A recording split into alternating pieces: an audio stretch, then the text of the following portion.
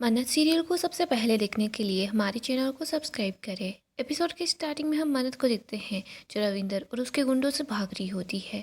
मन्नत यहाँ पर पास में ही जाकर छुप जाती है। रविंदर अपने आदमियों को बोल रहा होता है कि तुम लोग दूसरी साइड जाकर देखो, इधर मैं देखता हूँ। मन्नत वहीं पास में एक स्कूटर के पास छुपी हुई होती है। वो देखती है कि स्कूटर के अंदर चाबी डली हुई है। आगे हम विक्रांत को देखते हैं जो पार्किंग में आता है। विक्रांत यहाँ पर धैर्य को आवाज़ लगाता है पर धैर्य यहाँ पर नहीं होता। तभी रोनी यहाँ पर आता है और बताता है कि धैर्य अपने परिवार को बचाने के लिए गया है। विक्रांत बोलता है लेकिन रोनी बोल रहा होता है जब तुमने हमें बेसहारा छोड़ दिया था, हमारा साथ छोड़ दिया था, तब धैर्य ही था जिसने हमारा साथ दिया, वही हमारा सहारा बना। और देखो आज भी मन्नत को बचाने के लिए धैर्य तुमसे पहले चला गया है। विक्रांत बोलता है कि आप फिक्र मत करो, मन्नत को मैं लेकर आऊँगा। रोनी बोलता है मन्नत को लाना ही पड़ेगा क्योंकि आज मन्नत जिस हालत में है ना, उसकी जिम्मेदार सिर्फ तुम हो। तुमने ना पहले मन्नत पर भरोसा किया और ना ही अब उस पर भरोसा किया।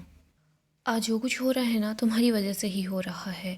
बस मैं चाहता हूँ तुम मेरी बेटी को सही सलामत घर वापस लेकर आ जाओ, मुझे और कुछ नहीं चाहिए। विक्रांत रोनी का आशीर्वाद लेता है। इसके बाद वो वहाँ से गाड़ी लेकर निकल जाता है। इधर हम मन्नत को देखते हैं जो स्कूटर को लेकर वहाँ से निकलने वाली होती है, लेकिन तभी यहाँ पर रविंदर और बाकी के लोग आ जाते हैं। वो हंसते हैं और बोलते हैं तुझे क्या लगता है तू इतनी आसानी से यहाँ से भाग जाएगी। वो बोल रहे होते हैं तू कहीं नहीं जा पाएगी। तभी यहाँ पर धैर्य गाड़ी लेकर पहुँच जाता है। वो जैसे ही गाड़ी से बाहर निकलता है तो उसके हाथ में गन होती है। वो बोल रहा होता है तुम में से आज यहाँ से कोई भी बचकर नहीं निकल पाएगा और तुम लोग मन्नत जी को कुछ नहीं कर पाओगे। गुंडे बोल रहे होते हैं तुम्हें क्या लगता है हम तुम्हारे इस खिलौने से डर जाएंगे, ऐसा कुछ भी नहीं है, तुझे हम दिखाते हैं गोली कैसे चलाते हैं। वो लोग फायरिंग करना स्टार्ट कर देते हैं। इधर धैर्य भी फायरिंग कर रहा होता है। वो बोलता है मन्नत जी आप यहाँ से हट जाइए, लेकिन गुंडे मन्नत को वहाँ से लेकर चले जाते हैं। मन्नत गुंडों से अपने आप को छुड़ा लेती है और वो वहीं पर पास में ड्रम के पास छुप जाती है। धैर्य बोल रहा होता है मन्नत जी इन सबको मैं संभालता हूँ, लेकिन आप यहाँ से निकल जाइए। मन्नत बोल रही होती है नहीं धैर्य जी, मैं आपको यहाँ पर अकेला छोड़कर नहीं जा सकती। धैर्य बोल रहा होता है मन्नत जी आप यहाँ से भाग जाइए, आपको दुआ की कसम यहाँ पर मैं सब संभालूंगा, लेकिन वहाँ दुआ के पास कोई नहीं है, आपको दुआ के पास जाना होगा। मन्नत वहाँ से भाग रही होती है। रविंदर अपने लड़कों को बोल रहा होता है कि इस लड़की को पकड़ लो। वो लोग मन्नत के पीछे भागते हैं। इधर धैर्य की गन में गोलियां खत्म हो जाती है। वो भी गुंडों के पीछे भाग रहा होता है। उसे दूसरी गन मिल जाती है। वो फायरिंग करने वाला होता है, लेकिन तभी रविंद्र आता है और वो धैर्य के सर पर एक लाठी ही मारता है, जिसकी वजह से धैर्य बेहोश हो जाता है। धैर्य के सर से काफ़ी सारा खून निकल रहा होता है। धैर्य की हालत काफ़ी ज़्यादा ख़राब होती है। आगे हम विक्रांत को देखते हैं जो मन्नत की तरफ ही आ रहा होता है। वो सोच रहा होता है बाबा जी मन्नत की कोई गलती नहीं है, प्लीज़ उसे प्रोटेक्ट कीजिएगा। विक्रांत को बार बार आरंभी की बात याद आती है। विक्रांत सोच रहा होता है मुझे मन्नत ने कितनी बार बोला था कि ये ऐश्वर्या राय सिंह है, लेकिन मैं ही पागल था, मैंने मन्नत की बात पर बिल्कुल भरोसा नहीं किया। विक्रांत अपने आप को कोस रहा होता है और याद करता है कि मन्नत ने कितनी बार बोला था ये आरजू नहीं, ये ऐश्वर्या राय सिंह है, लेकिन हर बार विक्रांत आरजू को प्रोटेक्ट कर रहा था। विक्रांत बोल रहा होता है कि विक्रांत तेरे सामने ही वो ऐश्वर्या राय सिंह खड़ी थी, उनका चेहरा था, लेकिन फिर भी तू देख नहीं पाया वो कौन है। विक्रांत को रोनी की बात याद आती है। रोनी ने बोला था आज मन्नत जिस हालत में है ना, उसकी जिम्मेदार सिर्फ तुम हो। विक्रांत बोलता है कि डैड बिल्कुल सही बोल रहे थे, जो कुछ हो रहा है मेरी वजह से हो रहा है, मैंने मन्नत की बात ना सुनी ना उस पर भरोसा किया, मैं बहुत गलत हूँ। विक्रांत बोलता है अगर उसको कुछ हो जाएगा तो मैं अपने आप को माफ़ नहीं कर पाऊंगा, और मैं क्या करूंगा, मैं मन्नत से बजाकर माफ़ी मांगूंगा, हर बार की तरह मैंने उस पर भरोसा नहीं किया। डैड बिल्कुल सही बोल रहे थे, मैंने दुआ से वादा किया है मैं मन्नत को सही सलामत यहाँ वापस लेकर आऊँगा।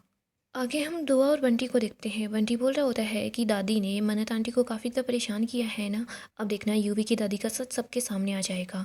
दुआ बोलती है हाँ, लेकिन यूवी की दादी है ना, इसमें इतना ही तो बोल रही है कि प्लान फेल हो गया, वो लोग तुम्हारे पास आ रहे हैं, हमें और भी ज़्यादा प्रूफ चाहिए होंगे। पापा को मैंने एक दिन बात करते हुए सुना था, उन्होंने बोला था कि जब किसी का क्राइम प्रूव करना होता है ना, तो उसके लिए हमारे पास बहुत सारे सबूत होना ज़रूरी होता है।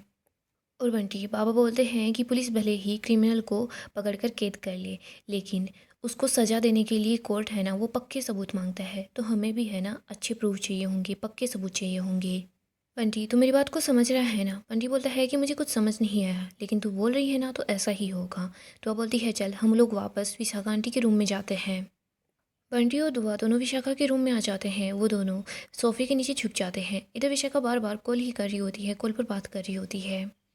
यहाँ पर विशाखा ऐश्वर्या के पास वीडियो कॉल करती है। विशाखा बोल रही होती है ऐश्वर्या सब ठीक है ना। ऐश्वर्या बताती है कि कुछ भी ठीक नहीं है, मेरा दिमाग ख़राब हो गया था, वो मन्नत है ना हमारे साथ बहुत बड़ा खेल खेल कर गई है।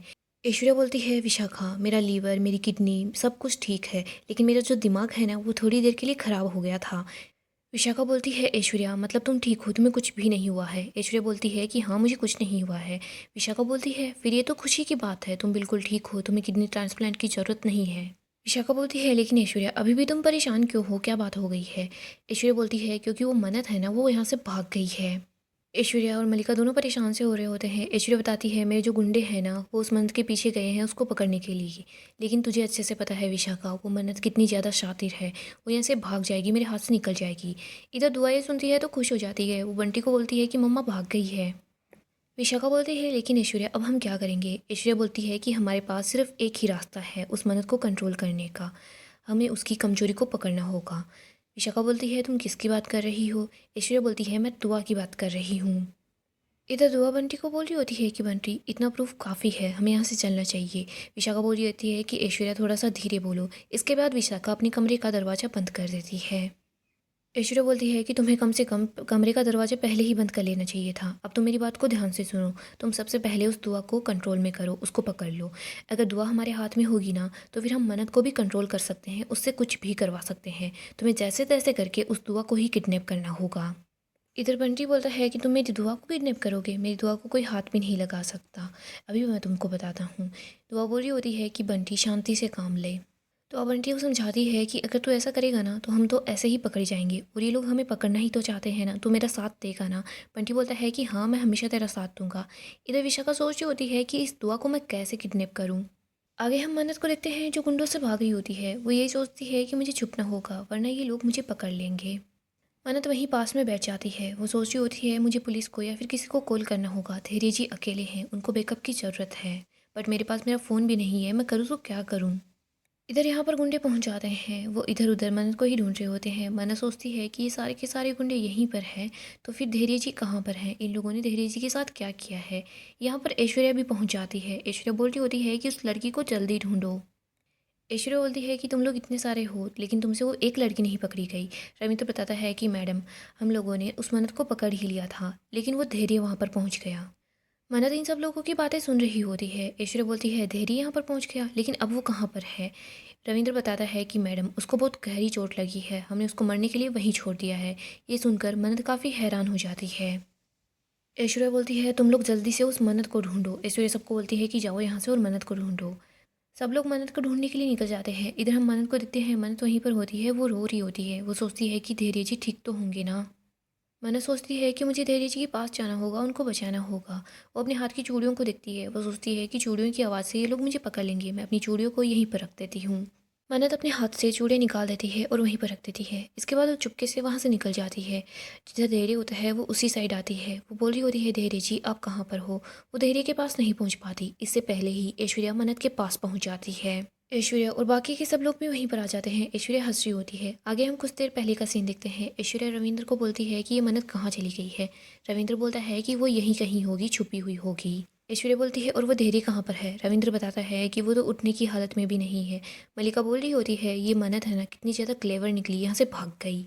ऐश्वर्या बोलती है कि हाँ वो लड़की बहुत ज़्यादा चालाक है, लेकिन वो वफादार भी है और हम उसी का फ़ायदा उठाएंगे। जब उसको पता चलेगा कि वो धैर्य जो है वो मरने वाला है तो अपने बारे में नहीं सोचेगी, वो धैर्य को बचाने के लिए आएगी और हम उसी टाइम पर उसको पकड़ लेंगे। मन्नत धैर्य को आवाज़ लगा रही होती है बट धैर्य बेहोश होता है, वो कुछ नहीं बोल पाता। इधर ऐश्वर्या मन्नत को अंदर की तरफ ले आती है। सब लोग मन्नत पर हंस रहे होते हैं। मन्नत बोलती है कि ऐश्वर्या राइजिंग मुझे छोड़ो, मुझे यहाँ से जाने दो। ऐश्वर्या बोल रही होती है मन्नत तुमने बड़ा अच्छा खेल खेला है, लेकिन तुम हर बार भूल जाती हो, बार बार भूल जाती हो। मैं भी ऐश्वर्या राय सिंह हूँ, तुमसे 10 कदम आगे रहती हूँ। मन्नत तुम्हें सच में ऐसा लगा था क्या कि तुम मुझे बेवकूफ़ बना के यहाँ से निकल जाओगी। नहीं, मैं तुम्हें इतनी बेवकूफ़ लगी थी क्या, देखो तुम मेरे सामने ही हो। इधर मल्लिका बोली होती है कि बेचारी मन्नत तुम फिर से चिल्लाना मत शुरू कर देना, क्योंकि तुम्हें यहाँ बचाने के लिए कोई नहीं आने वाला। धैर्य तो वैसे भी तेरे पास नहीं पहुँचने वाला, वो तो गया। और मन्नत तेरे साथ हमेशा ऐसा ही होता है, तूने पहले भी विक्रांत को सच बताने की कोशिश की थी, उसने ना तेरी तब सुनी थी और ना ही वो तेरी अब सुनेगा। मन्नत पास में ही स्कल्पर को देखती है। इधर मल्लिका मन्नत के पास बैठती है, उसको बोल रही होती है तुझे पता है कि ये सब कुछ क्यों होगा, क्योंकि वैसे भी तू विक्रांत को कुछ बताने के लिए जिंदा ही नहीं बचेगी। मल्लिका उठकर वहाँ से जाने लगती है, तभी मन्नत मल्लिका का हाथ पकड़ लेती है और स्कल्पर को उठा लेती है। वो बोलती है कि तुम लोग मुझसे दूर रहो, पीछे हटो, वरना मैं इसको मार दूंगी। मल्लिका बोल रही होती है मॉम प्लीज़ मुझे बचाओ। इधर मन्नत बोलती है कि मैं इसको जान से मार दूंगी। मल्लिका बोलती है प्लीज़ मॉम कुछ तो करो, मुझे बचा लो। मन्नत बोलती है कि तुम चुप रहो। यहीं पर हम विक्रांत को देखते हैं जो वेयर हाउस के पास पहुंच जाता है। विक्रांत देखता है कि धैर्य की कार यहीं पर है। वो सोच रहा होता है धैर्य की कार यहाँ है, मतलब धैर्य भी यहीं कहीं आसपास ही होगा। विक्रांत आगे बढ़ रहा होता है, तभी उसको मन्नत की आवाज़ सुनाई देती है। मन्नत बोल रही होती है कि तुम लोग पीछे हटो वरना मैं इसको मार दूंगी। विक्रांत सोच रहा होता है मिस मन्नत। इसके बाद वो मन्नत की तरफ जा रहा होता है। आगे हम विशाखा को देखते हैं। वो सोच रही होती है कि उस दुआ को ही मुझे पकड़ना होगा। उसको उसकी माँ क्या उसके बाबा जी भी नहीं बचा सकते। वो आउट हाउस के अंदर ही होगी, मुझे वहाँ जाना होगा। इधर दुआ बंटी को बोलती है आउट हाउस में तो नानू होंगे। बंटी बोलता है हम क्या करें। दुआ बोलती है कि मैं तुझे बता रही हूँ ना, तुझे वैसा ही करना है। विशाखा रूम से बाहर निकलने लगती है, तभी दुआ सोफे से बाहर आ जाती है। वो बोल रही होती है कि वेड आंटी आप मुझे ढूंढ रहे हो। विशाखा बोलती है अरे वाह, तुम तो मुझे यहीं पर मिल गई, मुझे कहीं जाना भी नहीं पड़ेगा। विशाखा बोलती है अब तो तुम्हें पकड़ने में वैसे भी आसानी होने वाली है। विशाखा दुआ की तरफ बढ़ती है, तभी इधर बंटी गलीचे को पकड़कर खींच लेता है। विशाखा गिर जाती है। बंटी और दुआ दोनों मिलकर विशाखा को मार रहे होते हैं। वो बोलते हैं कि आंटी आप कुछ नहीं कर पाओगी। वो दोनों पिल्लों से विशाखा को मारते हैं। इधर विशाखा जैसे तैसे करके अपने आप को बचा लेती है। वो बोलती है कि तुम दोनों को मैं नहीं छोड़ने वाली। विशाखा बंटी को पकड़ लेती है। वो बोलती है कि बदतमीज़ लड़के, मैं तुझे नहीं छोड़ने वाली। बंटी बोल रहा होता है कि मुझे छोड़ो। विशाखा बोलती है कि बिल्कुल भी नहीं। दुआ बोलती है कि आपको इसको छोड़ना तो पड़ेगा ही।